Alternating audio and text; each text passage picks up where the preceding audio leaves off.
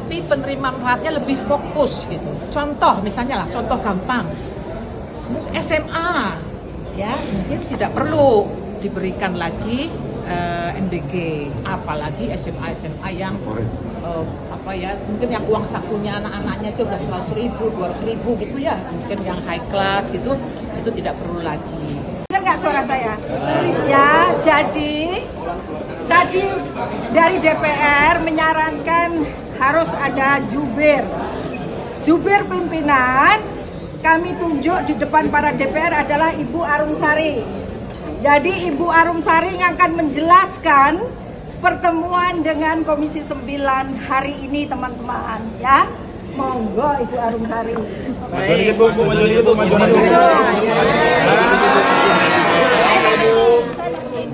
Baik, selamat sore rekan-rekan wartawan semua yang terkasih. Pertemuan hari ini adalah pertemuan rutin sebenarnya untuk membahas pagu indikatif tahun 2027. Itu bagian dari proses teknokrasi yang biasa. Nah, mungkin yang tidak biasa pertama adalah karena saya terutama dan Pak Trenggono itu adalah pimpinan baru, jadi kami berkenalan dengan seluruh anggota Komisi 9. Kemudian yang kedua, kami sebenarnya sangat senang karena dari hasil diskusi tadi Ibu Bapak Komisi 9 itu mendukung langkah-langkah perbaikan yang sedang kami lakukan. Jadi tadi sebenarnya saya menyampaikan bahwa menurut itu proses yang biasa ya, menurut surat dari Kementerian Keuangan dan Kementerian Bappenas untuk 2027 sebenarnya kami mendapat alokasi pagu itu 270 triliun 201 miliar 499.678.000 itu untuk penerima manfaat 81,5 juta. Itu 2027. Namun tadi ketika kami sampaikan bahwa di dalam 2026 ini kan bulan Juni ya. Nah, Juli sampai akhir 2026 kami pun akan terus melakukan langkah-langkah perbaikan. Salah satu langkah perbaikan yang kami lakukan adalah refocusing penerima manfaat.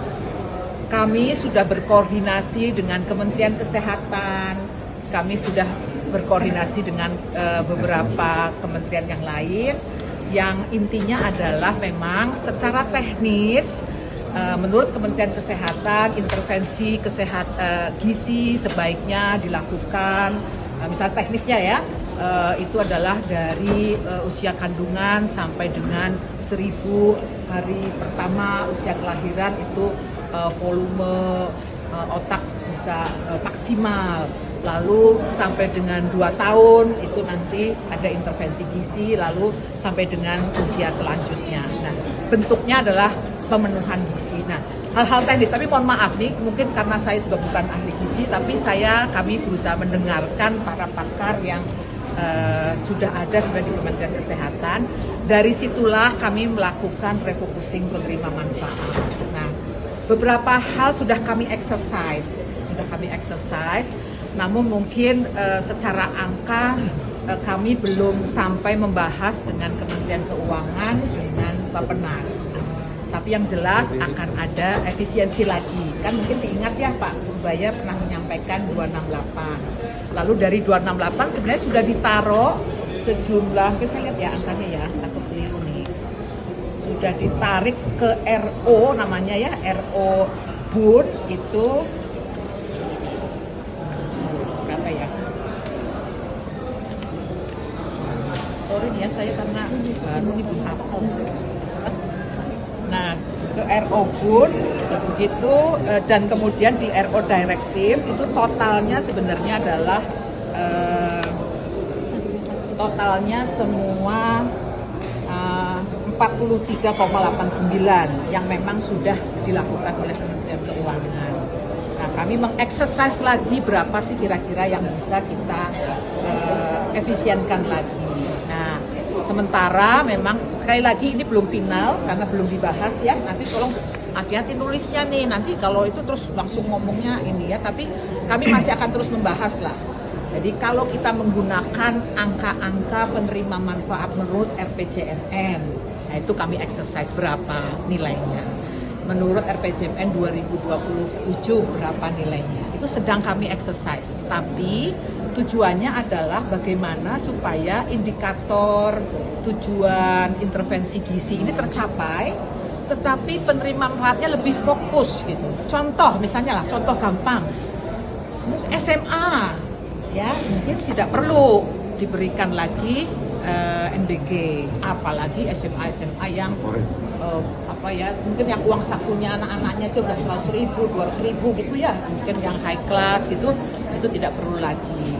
Nah itu beberapa contoh, itu sudah akan berkurang sekitar 8 juta penerima manfaat. Nah itu yang terus kami exercise, tapi kami tidak menghilangkan esensi dari intervensi gizi yang dilakukan oleh pemerintah. Jadi sekali lagi refocusing ini adalah kami perlukan supaya memang pemberian intervensi pemerintah lebih tepat sasaran, kemudian diikuti otomatis dengan angka anggaran yang semakin turun. Itu yang keluar ke penerima manfaat. Nah, bahwa kemudian dampaknya ada penata ulang dapur, itu kan dampaknya. Nah, tapi bukan itu tujuannya. Kita bicaranya penerima manfaat dulu, baru dampaknya ada dapur dan sebagainya. Kita akan tata ulang, ya. Termasuk masalah kualitas dapur, karena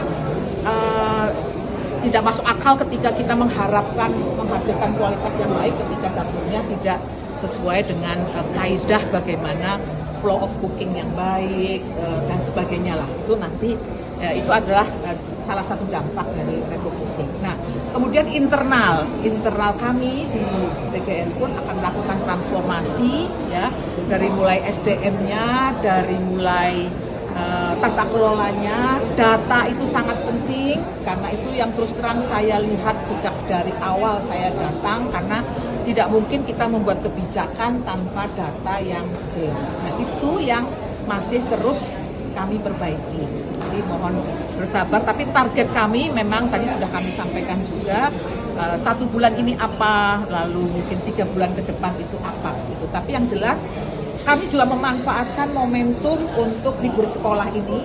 Kami akan stop semua, kami akan audit semua dapur, sehingga nanti mudah-mudahan ketika nanti anak-anak sudah masuk sekolah, kita sudah lebih baik, kondisi di lapangan sudah lebih rapi gitu ya. Dan terutama tadi masalah data, saya kawal betul teman-teman Pusdatin kami, dan juga kami sudah mulai melakukan koordinasi dengan pihak-pihak yang sebenarnya sudah memiliki data. Hanya mungkin di masa lalu kemarin ada yang versinya PGN yang tidak mau menerima data kami, atau sebaliknya yang mereka tidak kasih. Nah itu saya yakin sekarang ini adalah program prioritas, maka saya yakin dari kementerian lembaga pun akan mendukung kami. Begitu Ibu dan Bapak. Bu, ini ya, stop penyaluran berarti ya, selama libur sekolah itu stop penyaluran?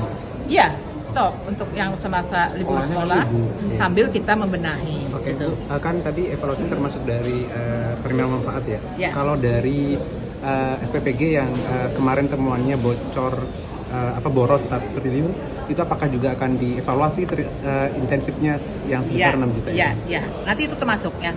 Setelah data penerima manfaat itu fix ya, kami harapkan nanti insentifnya nggak fix 6 juta semua kan. Sekarang kan diubah lah oleh yang dulu ya, bahwa penerima manfaatnya 1.500 pun insentifnya 6 juta, 500 pun 6 juta, kan yang dulu begitu. Nah kalau nanti kita sudah mengetahui berapa real penerima manfaat yang menerima dari SPPG tersebut misalnya ya, kan itu dampaknya nanti penata ulang kan akan begitu.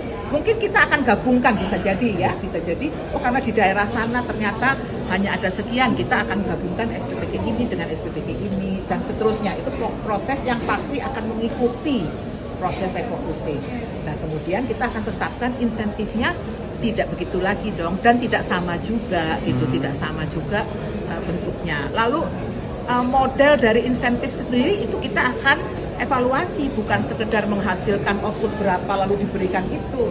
Bagaimana Anda mampu menghasilkan makanan yang berkualitas, standar makanannya, keamanannya, keamanan pangannya terpenuhi. Jadi kita akan bikin beberapa komposit untuk penilaian supaya nggak sekedar, oh pokoknya aku mau masak segini ya segitu dapatnya gitu. Tidak dipukul rata semua 6 juta begitu? Tidak, Sebelumnya. tidak. Tergantung dari jumlah penerima manfaatnya juga ya berarti Bu? Ya. Pemberian insentif itu nggak Ya. 6 juta, tapi tergantung dengan jumlah Ya. dari penerima Ya, manfaat. jadi semua itu diharapkan nantinya kita akan memang bagaimana program ini tercapai, ya, tetapi anggarannya betul-betul sesuai sasaran. Gitu. Jadi tidak model seperti yang sekarang yang ya memang ada kecenderungan untuk lebih boros ya, lebih boros keuangan. Bu, soal Kalau dapur yang di saya moratorium dengan- itu nanti Nah, nasibnya gini seperti apa? ceritanya ya, saya jelasin dulu. Jadi waktu saya datang ke BGN, kami kan ada beberapa kedeputian. Ya, kalau kedeputian A mengeluarkan versi mereka aplikasi ini jumlahnya 29.000 sekian. Kedeputian B versi ini aplikasi ini mengeluarkan angka 28.000 sekian dan seterusnya. Jadi kami pun saya mungkin loh ini sebenarnya berapa ya? Karena ada berbagai versi data. Nah, supaya proses melangkahnya lebih jelas, kami lakukan oke. Inilah dapur yang operasional. Pakainya data apa? Data virtual account. Karena disitulah titik uang negara keluar. Ya, ketemulah 27.877. Stop, saya bilang itu ya petokannya kan kalau nanti bergerak terus kami bingung Pak mau mulai dari mana. Oke, pakai itu. Ternyata setelah 27.877 itu kami teliti lagi, ternyata juga ada yang masih double dan seterusnya sehingga berkurang lagi 57. Jadi 27.820. Stop itu dulu ya. Itu maksudnya Mas. Ya. Kalau semua bergerak terus kan kami bingung. Ya, jadi itu maksudnya. Jadi sementara ini kita stop dulu untuk kami tata ulang tadi itu. Lalu pertanyaannya jangan pertanyaan dapurnya, penerima manfaatnya dulu yang mana, baru dapur itu mengikuti. Ya, itu sebuah konsekuensi lah bahwa kita akan tata ulang, maka yang kita fokuskan adalah penerima manfaat yang memang targeted betul-betul, yang memang diharapkan pemerintah bisa mengintervensi gizi anak-anak tersebut sesuai dengan teorinya tadi. Kami nanti akan bekerja sama dengan Kemenkes, ahli gizi dan sebagainya. Baru nanti bicaranya dampak dari itu pasti ada SPPG ya SPPG yang bisa jadi akan disatukan, akan ya mungkin bisa jadi akan ada yang ditutup kalau memang ternyata hasil audit kami audit itu tidak layak gitu. Nah itu sebenarnya seperti itu. Ya. Terkait dengan Terkait B3 dengan- apa yang ada penambahan 1.000 sepeda motor yang sudah dianggarkan oleh BGN pada periode sebelumnya, itu kan sekarang masih banyak sekali yang disentul gitu ya Bu ya. Itu belum diberikan kepada penerima manfaat itu di daerah-daerah kecil. Ya. Itu gimana Bu? Ya, nanti gini kami akan meminta informasi juga ke kejaksaan ya. Lalu poinnya sebenarnya gini, secara keseluruhan ya, bukan cuma motor nih. Semua yang sudah dibelanjakan di 2025 termasuk IT, sebenarnya kami inginnya itu dimaksimalkan. Ya, itu bukan cuma untuk motor lah, itu nanti mungkin ada kebijakan tertentu. Tapi poinnya nggak cuma itu tuh. Kemarin kan sempat ada dibilang laptop, dibilang IoT, CCTV dan sebagainya yang memang sudah terlanjur dibayar, dimaksimalkan. Nah itu salah satu cara juga. 2026 kami sisir anggarannya. Yang bunyinya dan kurang lebih outputnya akan sama dengan yang 2025. Kami bilang no, itu nggak ada lagi di 2026. Lakukan, lihat dulu. Saya terutama untuk IT saya betul-betul lihat mana yang masih bisa dipakai. Kita akan pakai. Kalau masih kurang kita lengkapi, itu nanti yang kita tambahkan di 2026. Tapi prinsip secara umum, saya nggak bicara satu-satu sih, kaos kaki lah, motor lah, apa enggak. Tapi prinsip secara umum yang sudah keluar di 2025, karena uang negara sudah keluar, harus kita maksimalkan pemanfaatannya. Itu Artinya akan berkurang dari 270 triliun begitu Bu?